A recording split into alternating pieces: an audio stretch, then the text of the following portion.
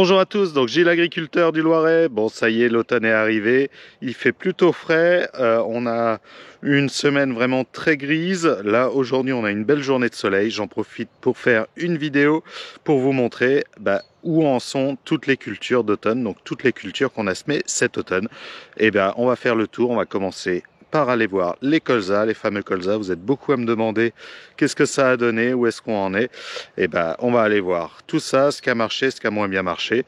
Et puis ensuite on ira voir l'orge, le blé, les oignons. Enfin bref, on va faire un tour complet de tout ce que j'ai semé à l'automne. Allez, c'est parti, on va chercher la bêche et on y va. Donc voilà les colzas, donc ça c'est la modalité fait en TCS semis à l'avatar. Et cela, ça s'est plutôt bien passé. Bon, il reste encore le dernier désherbage à faire son effet pour toute la partie graminée. Mais ça va encore, il y a des zones avec un petit peu plus de graminées. Grosso modo, ils ont levé plutôt en 2 fois. On a une partie des colzas qui sont un peu développés. Et ensuite, on a des tout petits qui ont levé un petit peu plus tard. Alors oui, le contexte colza chez moi, il y a eu une petite pluie début août, oui, donc cette petite pluie, j'avais rien semé avant, j'avais préparé une partie des sols comme cela avant la pluie, donc ensuite on a semé. Il y a une partie qui a levé, il y a une partie qui n'avait pas assez d'eau pour lever et qui a levé seulement au mois de septembre lors des pluies suivantes. Globalement, ce colza est plutôt bien, ça c'est maligné et c'est celle qui servira pour faire les semences. Il y a encore un petit peu de mauvaises herbes, mais avec le dernier traitement pour les raies et qui va faire en même temps un petit peu de dicote, ça devrait finir de nettoyer le champ. Donc là, ce champ-là, je suis plutôt content. On va aller voir la deuxième modalité, donc le deuxième type de semis qui a été fait avec le strip-till. Et vous allez voir, c'est complètement différent.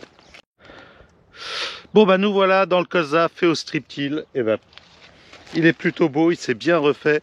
Alors il y avait des zones qui ont levé un petit peu plus tard, d'autres zones un petit peu plus tôt. Donc on a des zones, comme vous pouvez voir un peu au loin, on voit un peu moins sortir le colza. C'est pas qu'il n'est pas là, c'est qu'il est un peu plus petit. Donc globalement, voilà, on a ces deux types de colza. Celui-là qui est un petit peu plus petit qui a levé dans un deuxième temps, et des gros pépères comme ça qui ont levé un peu plus tôt. On les a même sur une même ligne. Globalement, il est plutôt bien levé. Je suis assez content. Il y a des zones un peu moins belles, on ira les voir juste après. Et on va déjà mettre un petit coup de bêche pour voir. Allez, un gros pépère pour voir un petit peu le pivot. Alors pas de souci, la bêche est très bien enfoncée.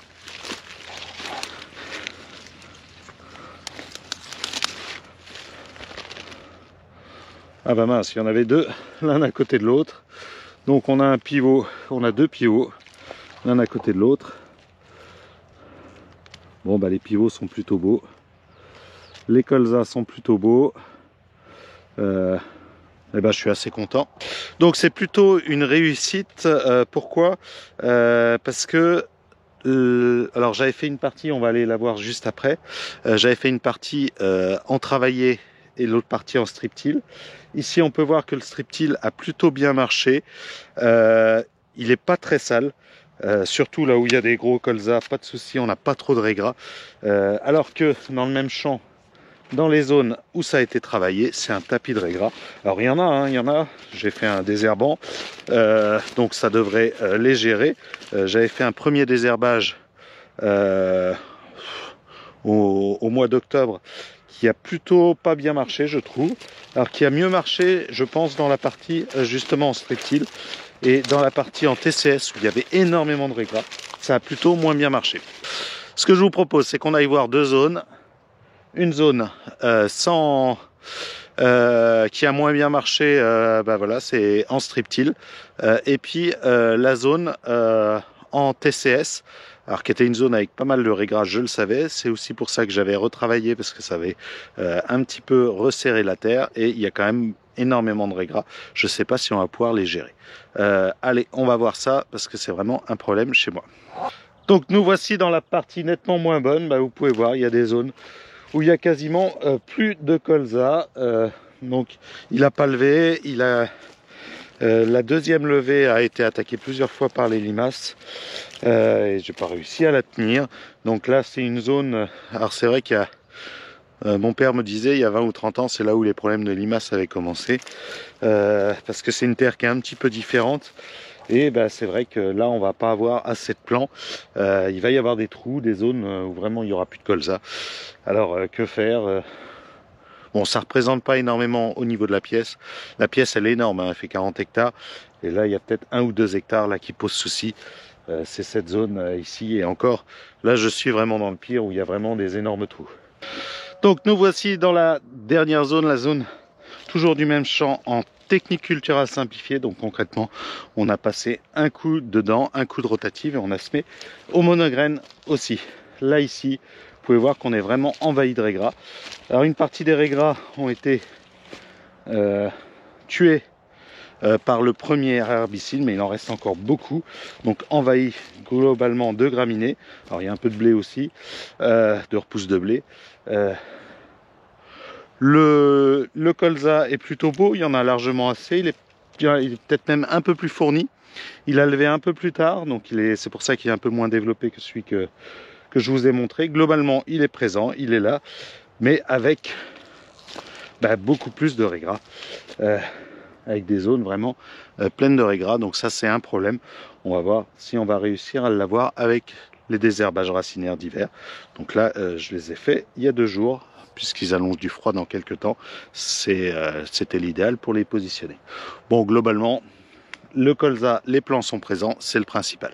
Allez, maintenant on va voir les derniers colza que j'ai fait, que j'avais fait en semi-direct, et vous allez voir, ils ressemblent, enfin vous allez voir, surprise.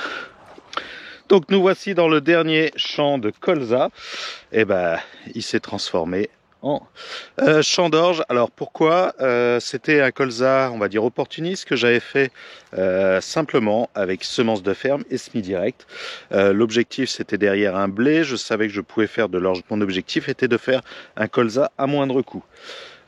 Concrètement ça n'a pas fonctionné, il a patiné au niveau de la levée, avec le sec ça a redesséché, tout n'avait pas levé partout, c'était pas propre. Après les limaces, sans se donner à cœur joie, en semi-direct c'est vrai qu'on est plus soumis aux limaces, et globalement il n'y avait pas la quantité de colza nécessaire pour le mener à bout.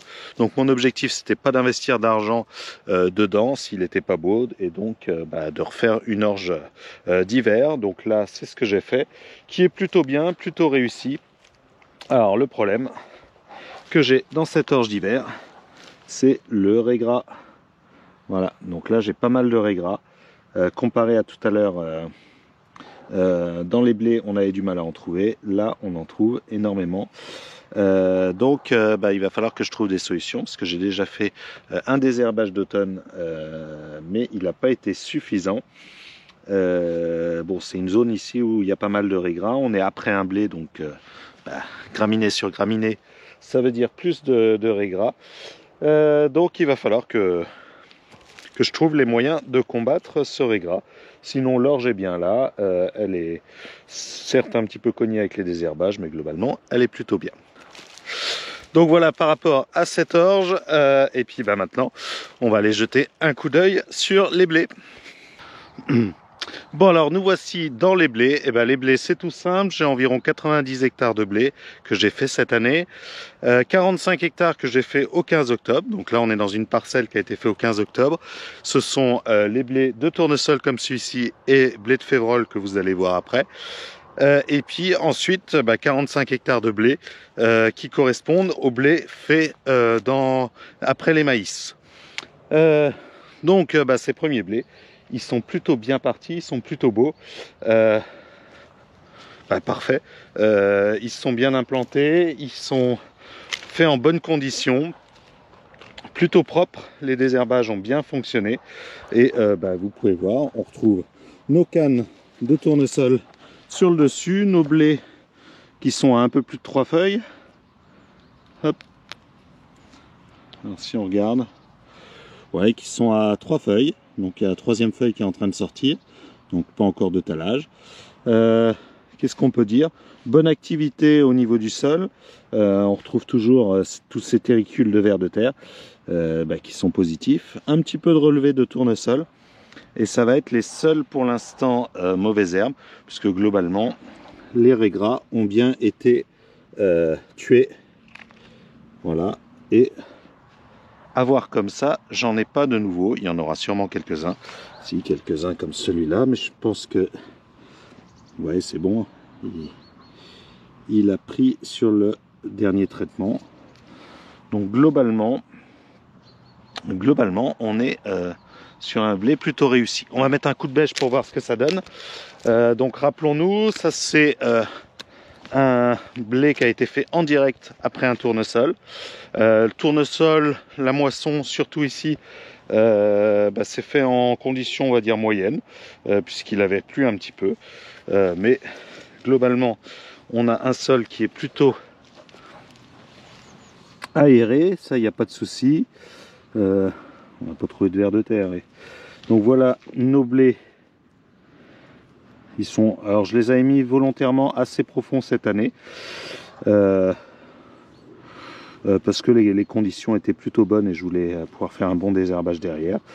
Donc parfait. Là il y avait un grain qui n'avait pas levé. Ça arrive. On a vraiment une structure qui est très aérée. Pas de mode, on va dire, delta. Bon, le sol avait travaillé l'année dernière, avant l'implantation du tournesol. Et c'est vrai que le tournesol est un très bon précédent pour tout ça. Donc globalement, sur cette parcelle, pas de souci, ça devrait le faire largement. Bon allez, on va voir les autres blés. Alors déjà les blés de févrole, et puis après on va aller voir les blés de maïs, que ça donne. Donc nous voici dans un second blé qui a été fait en même temps que les blés de tournesol, donc qui va plutôt bien. C'est un blé qui a été fait après une févrole. D'ailleurs on voit toujours des févroles présentes. Bon bah lui il pousse bien, c'est bien parti. Là il est à 2 feuilles et pareil au niveau des herbages c'est plutôt propre. Est-ce que je vais retrouver un raigras? Et a priori j'en retrouve même pas, donc c'est plutôt bon signe. Ça a bien fonctionné, donc là les blés sont à 3 feuilles. Toujours un petit peu de dégâts de limaces, c'était vraiment une année à limaces au niveau des blés. Bon allez, on file sur les derniers champs, les blés de maïs, et là c'est encore différent. Donc nous voici dans un des rares blés faits en TCS, alors TCS très light, juste un coup de dent et le SMI à l'avatar. Donc là c'était derrière les oignons, et voilà nos petits blés qui sont en train de lever. Donc ça se passe plutôt bien. Alors c'est vrai que ce blé là a été fait en bonne condition, mais derrière il y a eu quand même pas mal d'eau, et on va voir, enfin pas mal d'eau, pas mal de jours sans soleil, sans que ça sèche, pas avec des grandes quantités d'eau, mais quand même assez humide. Bon, vous voyez la preuve, quand on est passé faire le traitement, on a quand même bien enfoncé. Et on va voir juste à côté les blés derrière maïs. Alors c'est une zone qui pose un petit peu souci. Concrètement, c'est une terre qui est un petit peu lourde, et donc elle a un petit peu du mal, ça a du mal à décoller. Donc là j'ai mis des pièges à limaces pour voir si c'était aussi les limaces. On va voir. Donc là ça lève quand même, hein, on les voit, ils sont là les blés. Alors au milieu du maïs on commence à voir apparaître les rangs, mais c'est moins beau qu'à certaines autres places. Donc hop, voilà mes pièges à limaces. On va jeter un petit coup d'œil dessus. Il y en a un qui a été retourné. Hop. Alors, qu'est-ce qu'on a là-dedans? Donc là, il n'y en a pas en dessous.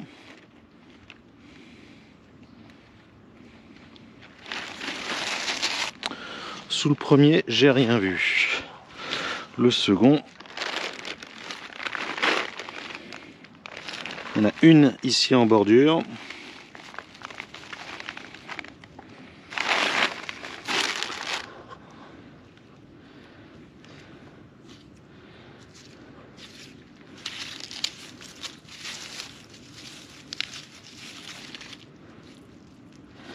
Là concrètement, c'est une place où il y a que quelques blés qui sont sortis, la plupart ne sont pas sortis.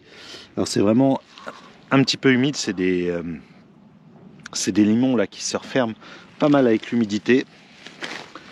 Bon, c'est pas une grosse attaque de limaces parce que là, sur les 3 pièges, j'en aurais trouvé qu'une. Donc c'est pas un problème de limaces, mais quand même. Voilà, là on voit bien, ici les blés sont en train de sortir, là aussi, et il y a d'autres places où c'est vraiment trop juste, trop humide. Bah, voilà. Comme ici, là on voit que ça devait être une place où la batteuse était passée, ça a refermé, et puis les blés ils peinent vraiment à sortir. Je ne sais même pas si c'est pas un régras, si ça c'est un régras qui sort. Les blés ils sont là, il y en a un qui est en train de sortir. Voilà, mais ils peinent à sortir. Donc bon, on va attendre de voir. Ça c'est la partie un petit peu moins bonne de ces blés de maïs. Et on va tout de suite aller voir dans l'autre champ la meilleure partie.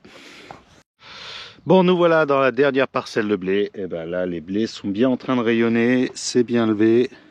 Blé de maïs, hein, toujours. Donc, qui a été semé en même temps que l'autre. Allez, il y a... Celle-là, elle a été faite 2 jours après. Peut-être en meilleures conditions. Bon, après, c'est pas les mêmes terres. Ici, c'est un peu plus caillouteux, un peu plus filtrant. Donc, globalement, cette parcelle, pas de souci. Les blés sont plutôt bien partis, sont plutôt beaux. Alors, maintenant, ce qu'il faut réussir à voir, c'est les pucerons. Alors, pour l'instant, j'en trouve pas. Il y en a très très peu. Hein. Mais ça fait partie des choses là à surveiller en ce moment. Donc a priori pas de pucerons, un tout petit peu de dégâts de limaces, tenez, toujours ces fameuses limaces, voilà. Bon, il n'y en a pas assez pour vraiment voir du dégât. Donc c'est plutôt bien. Alors dans les zones un peu plus fournies en végétation, le blé ne sort pas complètement.